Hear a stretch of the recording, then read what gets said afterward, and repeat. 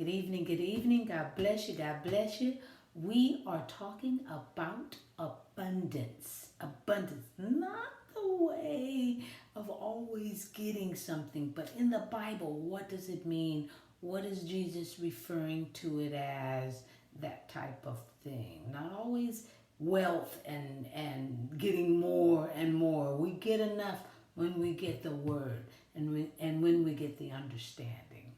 Okay, so tonight I'm coming from Mark chapter 12, starting at verse 41. I'm reading from the New King James Version. So let's read. Now, Jesus sat opposite the treasury and saw how the people put money into the treasury, and many who were rich put in much. Then one poor widow came and threw in 2 mites, which make a quadrans. So he called his disciples to himself and said to them, Assuredly, I say to you that this poor widow has put in more than all those who have given to the treasury. For they all put in out of their abundance, out of their wealth. But she, meaning the widow, out of her poverty, put in all that she had, her whole livelihood. Oh my goodness. Here, Jesus shares with his boys, the disciples, what true giving really is all about, huh? True giving comes from the heart. Not from the wallet, not from the bank account. It comes from the heart.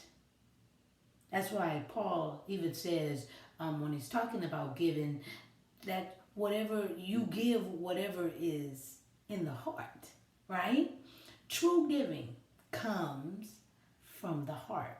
It is never about the amount, but whatever you give is because you love the Lord enough to give in a monetary way. We don't have to sacrifice animals. Jesus did all of that. Okay, so we're not bringing animals to the altar. No, and even then, those were monetary items that's how food was being provided and given to the people. They sold, the sheep and things of that nature, right? Monetary way. But not to show off how much you have. When you give, it's never to show off how much you have, but it is to show how much you love. What is it that you're loving? Not loving the money, but loving that God loves us, one.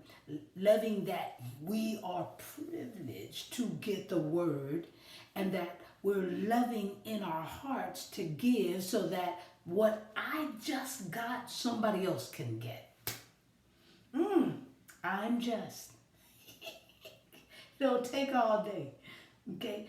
She gave because she got a word. And when she got a word, she gave all that she had.